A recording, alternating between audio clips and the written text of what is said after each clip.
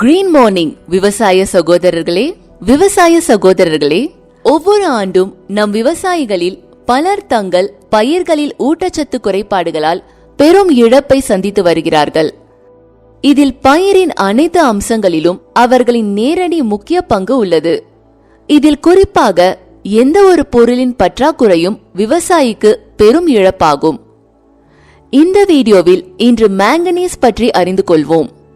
இந்த உறுப்பின் சிறப்பியல்பு என்ன என்பதையும், அதன் பற்றாக்குறை விவசாயிகளுக்கு எவ்வாறு தீங்கு விளைவிக்கும் என்பதையும், இந்த குறைபாட்டை எவ்வாறு சமாளிப்பது என்பதையும் நாங்கள் அறிய போகிறோம். தாவர வளர்ச்சிக்கு மாங்கனீஸ் ஒரு முக்கியமான மைக்ரோ நியூட்ரியன்ட் ஆகும். தாவர வளர்ச்சி மாற்றத்தில் இது முக்கிய பங்கு வகிக்கிறது. ஒளி சேர்க்கையில் நீர் பிரிக்கும் செயல்முறைக்கு உதவும் ஒளி சேர்க்கை இயந்திரங்களின் ஆக்சிஜன் உருவாக்கிய வளாகத்தில் இது முக்கியமானதொரு காம்ப்ளெக்ஸ். மாங்கனீஸ் அதிகமாக இருந்தால் தாவர உயிரணுக்களில் அயர்ன் ஃபெரிக் ஆர்கனோபாஸ்பேட் போல நிலையானதாக இருக்கும். பிரச்சனையின் அறிகுறிகளின் விளைவாக அயர்ன் டெஃபிஷியன்சி அறிகுறிகள் ஒத்ததாக தோன்றும். மாங்கனீஸ் குறைபாடு அறிகுறிகள் முதலில் பழைய இலைகளில் தோன்றும். மண் அல்லது நீரின் pH 6.5% உயரும்போது இந்த குறைபாடு ஏற்பட வாய்ப்புள்ளது.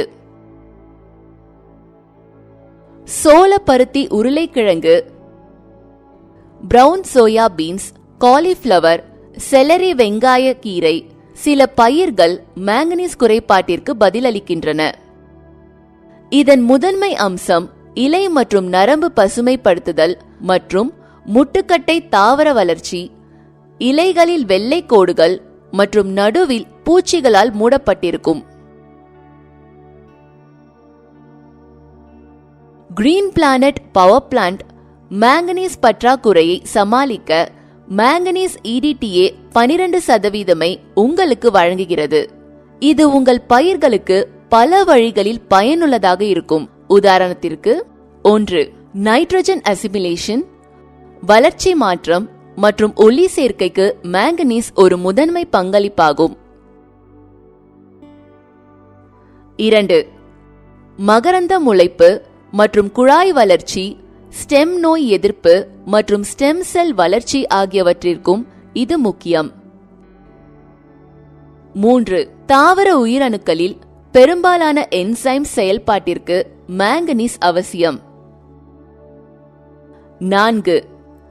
பயிர்களில் மாங்கனீஸின் முதன்மை பங்கு என்னவென்றால் இது குளோரோஃபில் முக்கிய பங்கு வகிப்பதே. 5. தாவரங்களின் வளர்ச்சி, புரத தொகுப்பு மற்றும் என்சைம்ஸ் செயல்படுத்துவதற்கும் மாங்கனீஸ் தான் காரணம். 6. மாங்கனீஸ் EDTA நீரில் கரையக்கூடியது மற்றும் ஃபோலியோ ஸ்ப்ரே மூலம் எளிதாக வழங்க முடியும். 7. சிலேட்டட் மாங்கனீஸ் தாவரங்களால் எளிதில் எடுக்கப்படுகிறது, மேலும் இது பயிர் விளைச்சலையும் அதிகரிக்கும். இது பயன்படுத்த மிகவும் எளிதானது. 1 லிட்டர் தண்ணீருக்கு 0.5 முதல் 1 கிராம் வரை பயன்படுத்துங்கள். Green morning.